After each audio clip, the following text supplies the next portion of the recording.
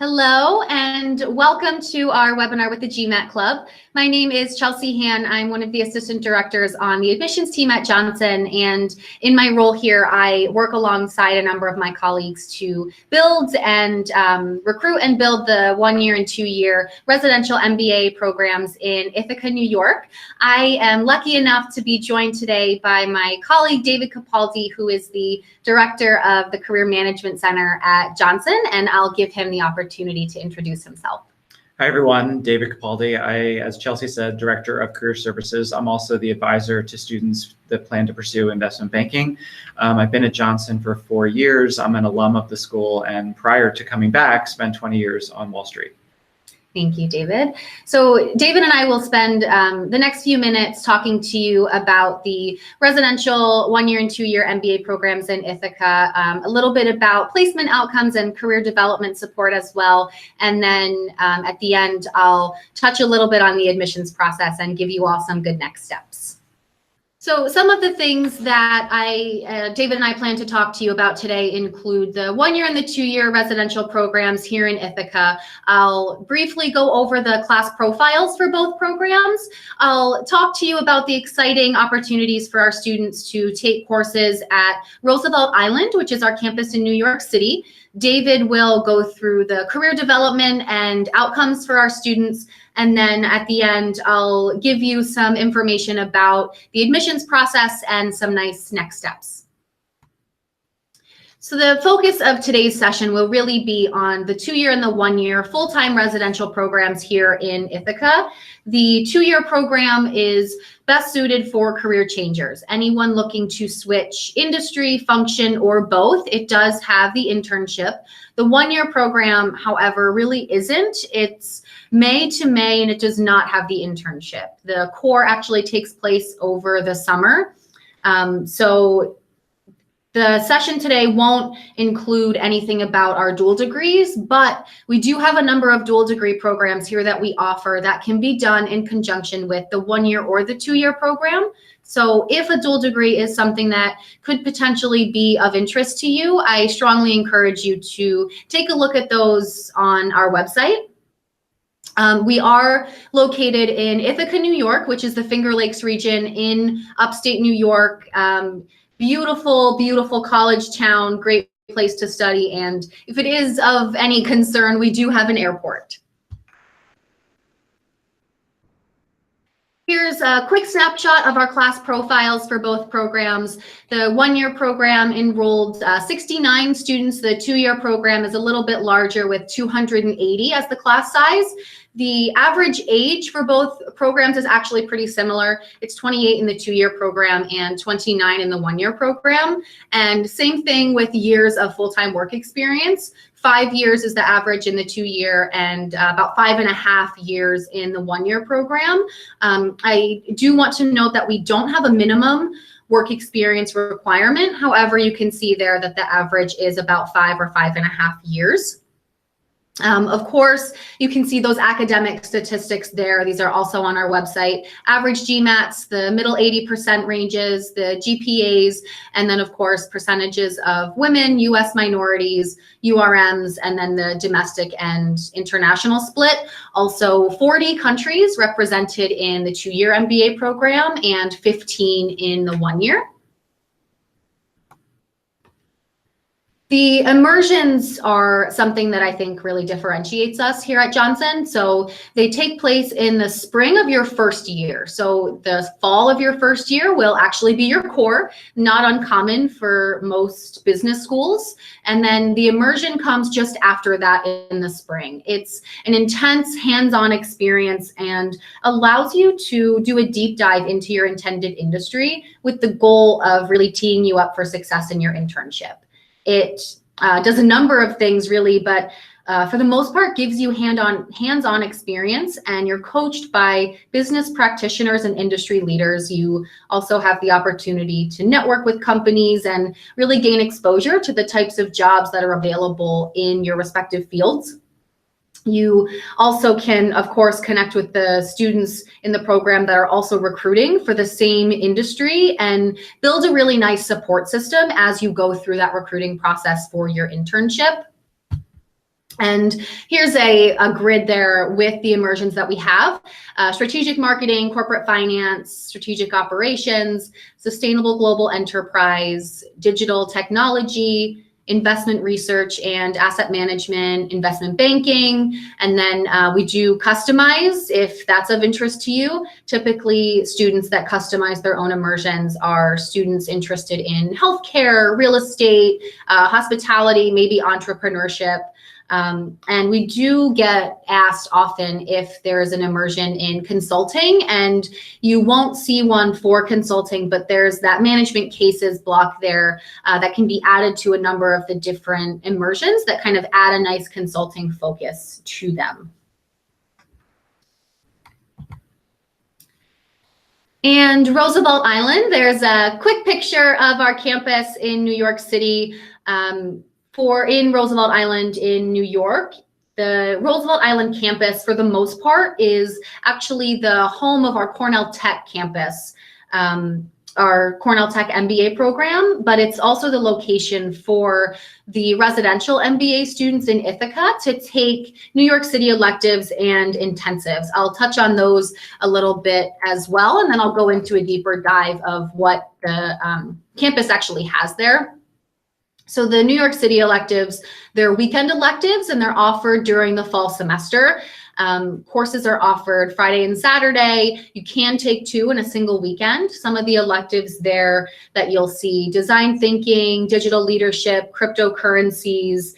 These are a few really innovative and kind of cutting edge things that you won't find every other program. And some of the benefits of doing the New York City electives: you can take advantage of the network with the Cornell Tech students. You can, of course, connect with professionals in your course industry. You have a little bit more access to recruiters just being in the city, and then you really get the best of both worlds. You can have that urban, more fast-paced environment in New York, or come back to Ithaca and enjoy the more rural college town environment here with us.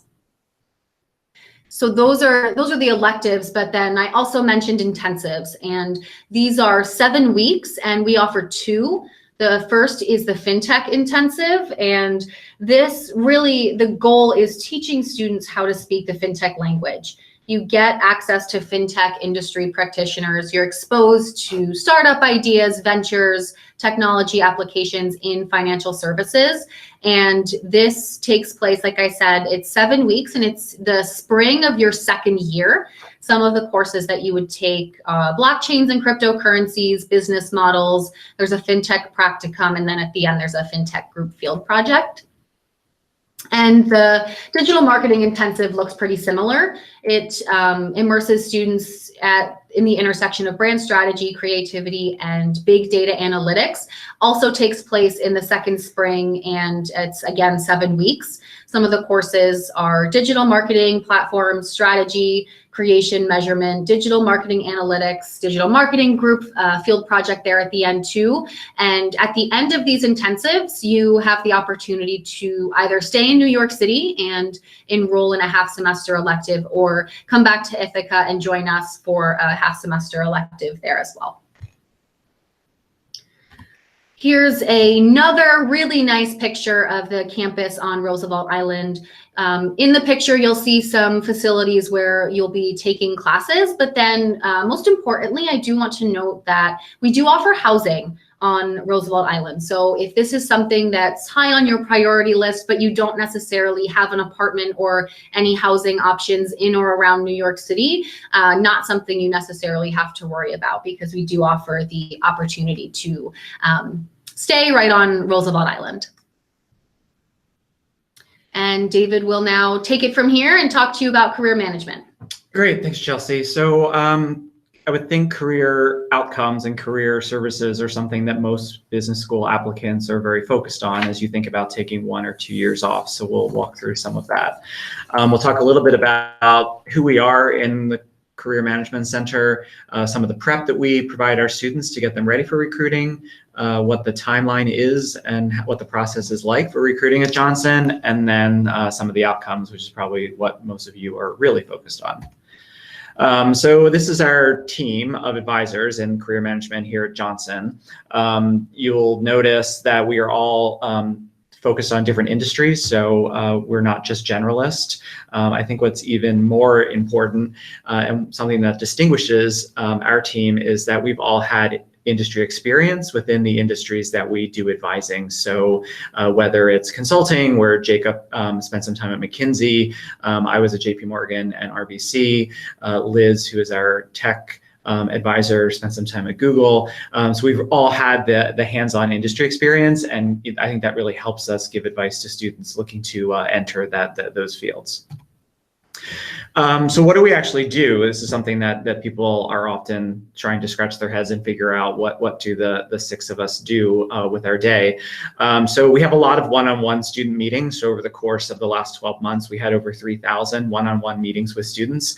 For some students, you meet them once, they know what they want to do, and they kill it in their interviews, and we see them again at graduation. For other students, they don't know really what they want to do. So they'll often meet with several advisors to try to get a sense of what their career path is going to be. So the number of meetings, really varies for students. We held over 90 career programs throughout the course of the year, everything from working on your resume all the way through to negotiating your offer. We also are the contacts for the companies in the sectors that we advise. So we spend a lot of time meeting with companies. And again, I think that's pretty critical if you want to be able to have conversations with students about what are some of the key trends and what are things that recruiters are looking for in those industries. So I think having those meetings gives us a lot of insight. On campus, we had almost 100 corporate briefings. We had almost 300 interview schedules, both for full-time and internships. And then we work with other schools in doing career forums in San Francisco, New York City, Chicago, and Boston during the spring semester. And I'll just want to highlight that in the most recent US News survey, we were number 6 for compensation among all of the business schools and number 8 in terms of placement after graduation. So in terms of prep, as I mentioned, you don't arrive at Johnson. We don't expect you to be, hopefully you've interviewed before and hopefully you've put a resume together, but often MBA recruiting is at a higher level than probably what you've done in the past. So we do spend a lot of time getting you ready for on-campus and off-campus recruiting. Everything from for international students, we have some programming before the semester even starts, just to get you acclimated to what it's like to recruit in the US. And then for others, everything from hosting alumni career panels so that you can meet recent alums that are working in the fields that you're interested in. I talked about the opportunity to have one-on-one meetings with advisors. We do sessions on perfecting your pitch, working on PARs or behavioral interview questions. We bring someone in to focus on professional dress. We do mock interviews, and we also host a number of treks. So that's just some of the highlights. Then you move into the interview stage, where we have both on-campus and off-campus interviews that we sponsor. And then, as I mentioned, all the way through to negotiating your offers and make sure that you are getting the best compensation package that you can at the company that you want to take your offer. A big component to prep at Johnson, in addition to working with the advisors, are our career work groups. And these are small groups of 4 to 8 students where we pair up first years or students in the one-year program with 2 second-year students that recruited in that path the prior year. So you're getting real live information from students who just went through the same process that you're looking to go through that in your year. These groups meet weekly throughout the fall semester, and they cover everything from, again, more focus on resumes, cover letters, pitches, how to network, and then they're industry focused. So they'll go into, if it's consulting, you'll be doing case prep. If it's banking, sort of finance prep, and if it's tech, some of the technical prep for recruiting into tech. So these are a big component of our prep. In terms of timeline, as you arrive on campus in August, we begin the prep process, and then companies start coming to campus as early as September. We tend to host briefings almost nightly during the week in September and October. Companies will do briefings in the evenings. Many will also host office hours during the day where you can meet in small groups or one-on-one with alumni or recruiters from those firms. If you're interested in banking, students do informationals starting in mid-October through early December, and then banking interviews take place in mid-December for internships. In addition to the on-campus activities, there are a number of diversity conferences that take place over the course of the fall. Some of these are limited to the groups that they're affiliated with. Others are more open. We tended to have a lot of success at National Black this year, but the conferences are very good depending on, I would say, the career path that you're looking at, and then keeping in mind who the conferences are affiliated with. If you're looking to do something more non-traditional, we do recommend that during the fall you spend that time starting to network and getting your list of companies and alumni that you can be reaching out to as you get later into the year. In terms of the spring semester, when you come back from break, on-campus interviews start in early to mid-January. So we kicked off on-campus recruiting yesterday on January 9th, and that'll run through mid-February. And then, as I mentioned, in addition to the on-campus recruiting, we have the interview forums that take place across the country. Again, for the off-campus or non-traditional searches, that will really occur at your own pace, but will be typically very active early into the spring semester. In addition to the on-campus or off-campus recruiting, a big component of really the recruiting and education process for what you want to do and networking are treks that we host with a number of the clubs. We do everything from, we did a tech day at Cornell Tech, which Chelsea talked about, the Roosevelt Island campus. So we did that in August this year, where we brought in alumni across the tech sector to meet with students. During October break, we do a Wall Street trek, an asset management trek, and a tech trek in New York. We have 2 consulting treks, and then a number of tech treks that take place later in the semester. The December tech trek in Seattle and San Francisco tends to be quite popular, and they visited more than 20 companies this past year.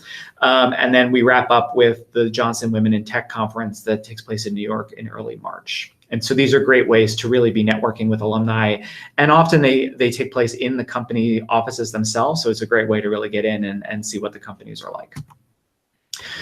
So people often want to know sort of how do people actually get their jobs, and then what does that look like? So if you look at the class of 2019 in terms of where did they get their internships, almost 60% of students got them from on-campus recruiting.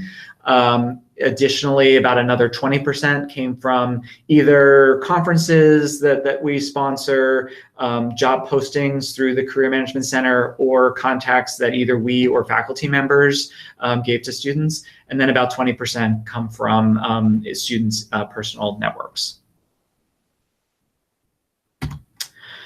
So I guess what's most important, how did people do? So looking at the class of 2018, 94% of students had an offer 3 months after graduation. That's when business schools report for ranking purposes. 90% of those students were placed in the US. The New York City and the Bay Area are the top locations. Starting salary was just over $125,000. And as I mentioned, that's number 6 across all business schools. And then you can look at our top recruiters for the class of 2018. These are for full-time positions. I think it's a nice diverse list of everything from tech companies, Amazon, and Wayfair, to some financial services, investment banks, as well as consulting firms and consumer products companies. In terms of internships, 100% of our students had internships if they were looking for an internship. We placed 57 students into investment banking. 90% of those converted into full-time offers this past summer. In consulting, we also had 57 students placed, and more than 80% of those converted this year. So we had a very, very strong conversion rate this summer. I think what's nice, if you look at where students interned, it's in some cases, you'll see the same companies, but in other cases, you'll see some different ones. So again, it's a very nice, diverse mix of companies in different industries. So I think, one of the strong points about our program is that, we really are attracting students and companies across a number of different industries. And it's not like everyone's going into banking or everyone's going into consulting. So I think there's a company for everyone's interest here. Thank you, David. You've now received an overview of the MBA programs here, as well as the support from our Career Management Center and some placement outcomes for our students. So at this point, you might be wondering, how do I submit the best application possible? And I'm going to help you do just that. So here's our application checklist and the things that we require for a completed application. The $200 application fee, that's the first thing. And then next, I want to talk a little bit about the resume, which will really be kind of a focal point for the person reading your application. If you do have under 10 years of work experience, it should be 1 page. Keep it clean, simple, easy to read. Be mindful of using technical jargon or acronyms. You might be an all-star in your respective field, but just keep in mind as you're putting that together that the people reading your application are working in admissions and might not be familiar with your role or achievements necessarily. So try and quantify your achievements the best you can and make sure that someone outside of your industry would be able to understand projects you've worked on, your achievements and accomplishments. And when we look at your resume, we're going to be looking for the type of professional experience you have, and then of course your growth. Have you been promoted? What does your trajectory look like overall? Do you have any gaps? It really will be key in telling your story and communicating the work that you've done to the person reading your application in admissions. The next piece of your application are your essays. We at Johnson have a goals statement, and then we have 2 more open-ended essays. The goals statement, it's very straightforward. We essentially ask, what is your short-term goal and what is your long-term goal? We do want to make sure that you've thought about this, and we give you the opportunity to explain, but it's pretty brief. The back of the resume is your first more open-ended essay, and it's the more creative essay for the application. It allows you to tell the admissions committee who you are outside of your professional or academic achievements. We get all of those details from the front of your resume, but if I were to flip that over to the back, what would it tell me about you? Maybe it's a person in your life or a mentor that you've had. Could be an event that's really shaped who you are, might tell a little bit about your character or your values. And when you're thinking about the type of submission that you want, we do encourage you to be creative. We've accepted things like personal websites, YouTube videos, PowerPoint documents, written paragraph submissions. But my advice really when you're thinking about that is to choose something that plays to your strengths. So if you've never created a website before, don't use this as the opportunity to do so. The last essay that we have that's required is the impact essay, which really does require you to do a little bit of homework if you want to do it well, but it allows you to explain to the admissions team how you see yourself potentially getting involved and contributing to our community at Johnson. A common thread amongst the students here is really the desire to make an impact and give back or leave a legacy. So some things that you can do to make sure you're well equipped to prepare your impact essay. Check out the website, read some student blog posts, make sure that you're connecting with current students or alums. Come and visit us in Ithaca. All these types of things will be really helpful as you complete your impact essay and search for ways that you can get involved here and add value to our community. The last essay is optional, usually used to explain anything in your application that you think warrants an explanation. So any red flags that you have or gaps in your work experience, maybe you failed a course in undergrad, who you're choosing to be your letter of recommendation, all those things are good things to put in an optional essay. It doesn't need to be a paragraph form at all. It can absolutely be bullet points if that works. The list of activities is pretty straightforward. Curious about any community involvement, volunteer activities, hobbies, interests, those types of things. Just allows us to get to know you a little bit better. The letters of recommendation, we at Johnson require 1, but we will accept up to 2. And when you're thinking about who to choose as your recommender, we first and foremost prefer a direct supervisor. But there are situations where we understand that maybe that person is not in a position to write you a letter of recommendation. Maybe your professional or your, current supervisor has only supervised you for 3 weeks, or maybe you work for a family business and that person is your mom or dad, or maybe you're an entrepreneur. So in those types of situations, maybe choosing a direct supervisor is a good backup plan. But generally what we're looking for is someone who can write about your leadership potential, your work ethic, how you perform on teams. We need it to be someone that can go into detail about your work. So choosing someone from the C-suite of your company because you met them in the elevator doesn't necessarily mean that that's the best person to write your letter. And also make sure you're choosing someone who can write a positive one. Believe it or not, we do get letters of recommendation that are not so positive, and it really makes us question a couple things. But first, your judgment. So identify that person and have those conversations early. We do also require transcripts. This undergraduate transcripts, any graduate transcripts, and then any sort of non-degree courses that you've taken, we also require those. And when we're looking at your transcripts, we're looking for your overall academic performance. Did it go up? Did it go down? Did you take a semester off? Did you challenge yourself? What types of courses have you taken?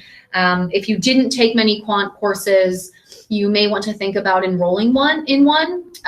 What we're looking for is that you can handle the quantitative rigor of the program. And if we don't get that from your undergraduate transcripts or even any graduate courses that you've taken, we do want to see that somewhere. Of course, your GMAT or your GRE will require one of the two. It doesn't matter which one. We do accept both. So my advice is that you start with a practice test for both and choose the exam that kind of fits you best. We don't have a minimum score. I get that question a lot, but we do have a middle 80% range that I talked about in the class profiles, and it's also posted on our website. So it kind of gives you something to shoot for as you're preparing for your exams. And then the English language exam, either the TOEFL or the IELTS, that is required for students if English is not your first language. And then the interview. The interview is the last piece of the application process, and it is invitation only. In your interview, you have the opportunity to Skype if maybe coming to Ithaca is not an option, or you can come and visit us here on campus and interview with us in person. It would be either a member of the admissions team or a well-trained second-year student. In your interview, it's meant to be a conversation and the opportunity for you to better convey your story and help connect the dots for the person that's interviewing you. So we want you to be genuine, we want you to be authentic, but be prepared to communicate your story and your path. Be ready to talk about your background, your career goals, why it is that you want an MBA, and of course, why you're interested in Johnson. And then here are our application deadlines for this year. They're relatively similar for both programs. The main difference being that we had an early action deadline for the one-year program on September 10th. And if you are interested in the one-year program, please note that at this point, applications are being reviewed on a space available basis. We are still taking them, but the final submission deadline is approaching on March 15th. And for the two-year program, if you're interested in applying via the consortium, your application deadlines were in October and then one on January 5th. At this point now, we're accepting applications with our deadline on April 10th. So we've given you a nice overview of the MBA programs, the one-year and the two-year, our immersions, and some opportunities to take advantage of the Roosevelt Island campus in New York City. You've also heard from David in our Career Management Center about the support from our CMC, some outcomes for our students, and both of our emails are listed there. So if you do have any questions after the session, we encourage you to reach out to us, but now we'll do some Q&A. So I will stop sharing my screen here, and we'll move forward with answering some of your questions. You can go ahead and type them right here in this chat box in the Hangouts. I see the first one is for David. Career treks to New York City are an important part of recruiting. Are there any additional cities that are popular destinations for career treks? Sure. So as I mentioned, the Tech Trek is actually taking place this week. So they go to San Francisco and Seattle. Those have become growing areas for us. San Francisco is now our number 2 place where recent grads and alumni are settling, I think, with the increased interest in technology. Boston is another city where we've seen students go to treks. The second question, what criteria is most valued at Cornell, a value distinguished from other schools? So I guess I would say if you're talking about the criteria of our applicants that's most valued as opposed to some other schools, fit is really an important piece in our decision-making process because our program is so small. And so if you don't fit here in this community, you might stick out like a sore thumb. This is kind of the place that you want to make sure you've identified as the right school for you. And so I'll go back to that impact essay that I briefly talked about. These are students that want to mentor their peers. They want to get involved. They really want to leave a legacy. And so if you're pursuing an MBA program because you want the letters behind your name, or it's kind of a checkbox for you, you want to fly under the radar and hope that nobody sees you, this is probably not the best program for you. If you're talking about criteria that's most valued at Cornell in the admissions process, when we evaluate candidates for admission, I think there's quite a few that go into the evaluation process, but of course it's that academic horsepower. Can you succeed here?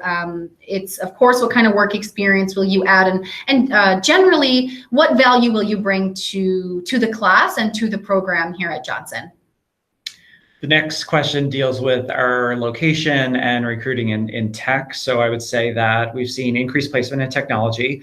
If you go on the website, our tech placement went up by almost 50% from 17 to 18. So close to 20% of the class that just graduated is working in the tech sector. I think what we're doing is taking advantage of the Cornell tech space. We're leveraging treks. And then I think, we're seeing just a large trend where a lot of the tech companies actually recruit virtually. So it almost doesn't really matter where you're going to business school.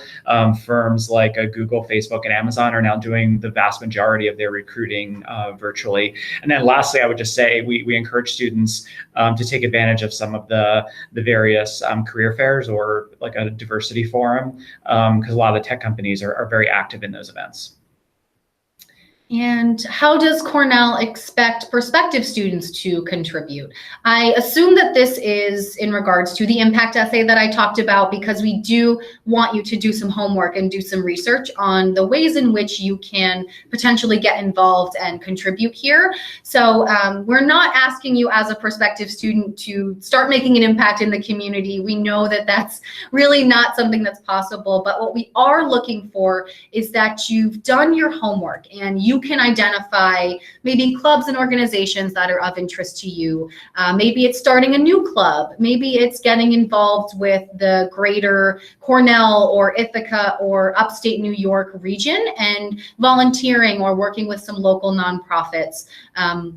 All of these types of things will show to us in admissions that you have done a little bit of research and can talk about how you would fit here and what kind of value that you would bring to the community.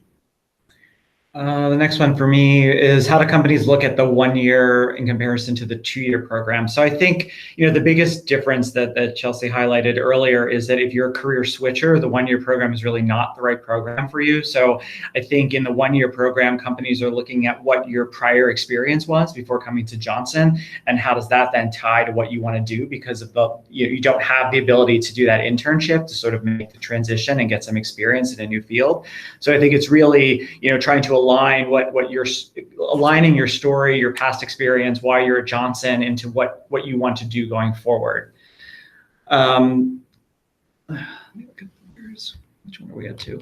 Oh, the next one is sort of along the same theme a bit, but is looking at the ROI difference in the 1 year and the 2 year program. I mean, I guess I haven't really looked at it from like a mathematical standpoint. I guess I would just say that, there are certain fields that if you're interested in those fields, that the 2 year program is really where you have to be. And my number one example is banking. They only recruit from their internship pool. So there is very, very limited full-time banking recruitment. So, if you came to me or one of our admissions advisors and we're talking about banking and looking at the 1 year program, you should get the answer that that's probably not the right program for you. So, while the tuition dollars may be lower, you're not going to achieve the goal that you're actually trying to. Brand management is another one that comes to mind, where there are, more opportunities, I would say, in the 1 year program in the 2 year program than the 1 year program. But again, I think it's really getting back to the, are you a career switcher or not? Or are you looking to just advance within the same career path that you're in terms of making that decision? So looking at private equity post-graduation, what kind of clubs and out of the classroom opportunities are there? So we have had a private equity club over the years. It went dormant. It is now back alive. It's called the Alpha Club. That's, I think, the short name of it. It has a rather long name, but we'll just go with that. So the Alpha Club is focused primarily on bringing speakers to campus. So looking more broadly at, not just the Johnson alumni base, but looking at the broader Cornell base. If you look across the Cornell alumni base, there are some pretty well-known people in the private equity world, and they've been, very successful at bringing some of those back to campus. The Alpha Club also is joining with, we have a high yield and restructuring club, and they put on a conference in the spring semester. So it's sort of a speaker series in the fall, which can help us with some networking, and then a conference that takes place typically in April. And what changes are you excited to see that are either underway or coming in the future? Things, I'll kind of start, and then if David wants to add to this, things that I'm really excited about in terms of opportunities for the students are two things. Number one, definitely the opportunities in New York City. I think those weekend electives, being able to really leverage that network with the Cornell Tech students and some of those really cutting edge different courses like cryptocurrencies and blockchains, the fintech intensive, some of those things are unique to Johnson and really a great selling point for a lot of our students and a really nice benefit. The other thing I think is involves the College of Business. So if you don't know, Johnson recently merged with two of our sister schools, Hotel and Dyson, which is Cornell's undergraduate business school for economics. And the three of us together are now under the same umbrella for the Cornell College of Business. And the S.C. Johnson College of Business just really expands access to resources for our students. The courses that they can take, the faculty that they get to interact with, career placement and centers and institutes across the three schools really just kind of helps to expand your learning and allow for some interdisciplinary coursework and also get to interact with some students from some of those other schools, which I think is really exciting. Yeah, and I think, sort of really the same theme for me, New York City and leveraging Cornell Tech, the campus as well as, I guess, the classes. I'll focus more on the space. Mm-hmm. Chelsea sort of highlighted some of the classes. We did two things for the first time last year that were a consulting symposium that we held just before preterm, as well as Tech Day. So, just to highlight Tech Day, we had 85 first-year students go to New York City for a full day. We had over 25 alumni that we had a number of panels. We had a networking lunch and then a reception afterwards. I see us sort of building and then making those things bigger and better as we go forward. And you sort of have to try everything first time. And obviously both of them were successful. So I look forward to sort of building those two programs and then adding additional opportunities as well for networking and alumni interaction. How receptive is the Johnson Admissions Committee to reviewing and accepting a better GMAT test score that's submitted after the application is submitted for a deadline? So if you submit an application and your GMAT is empty, we will of course not move you forward for review. But if you do have a test score and you indicate to us that you're retaking it, we can do one of two things. We can either mark you as incomplete for the time being until we do get that new test score. At that point, once you do take the second exam, you can check in with us and let us know how you did. If it's better, hey, I'm really excited, I increased my score, please move me forward with that new one. Or, hey, Chelsea, I just took my exam and it didn't go so well, so you can go ahead and move me forward for review with the first score that I submitted. So that's option number one, is to be marked incomplete, kind of pending your second exam. We will hold your review with option number one. Option number two is to be moved forward with the current score that you have. If you do receive a decision before you take your second exam, that's kind of the choice that you made. But if you don't let us know that you're retaking your exam, you just submit your application with the score that you have, you're kind of under review, and then maybe halfway through you do get a new score and you decide you just want to sign up and take another GMAT and see how you do. Let's say you do better, great, let us know. We will of course evaluate you with the best score that you have. We will not take subsections from one exam and another exam and put them together to give you a new overall score, but we will evaluate you with whatever your best score is. Just be mindful that they're, I think for the GMAT, valid for 5 years. The next question is about Canadian companies recruiting on campus, particularly consulting and general management. So for consulting companies, they're recruiting globally for all of their offices. So I think that that would be something that, yes, it's on campus and it's just a matter of indicating the interest of what office you're looking to go into, and make sure that the firms are aware of that, and then doing some networking with people in that office. For more sort of corporates, I mean, we may have one or two Canadian companies. I think I would say primarily though most of our companies are going to be multinational, and I have seen examples of students going to to Canada specifically, or other countries at some of the the multinational companies that have large presences in those cities. Yeah, I think we're all caught up. If there are any other questions, we have a few minutes left. Go ahead and submit those now.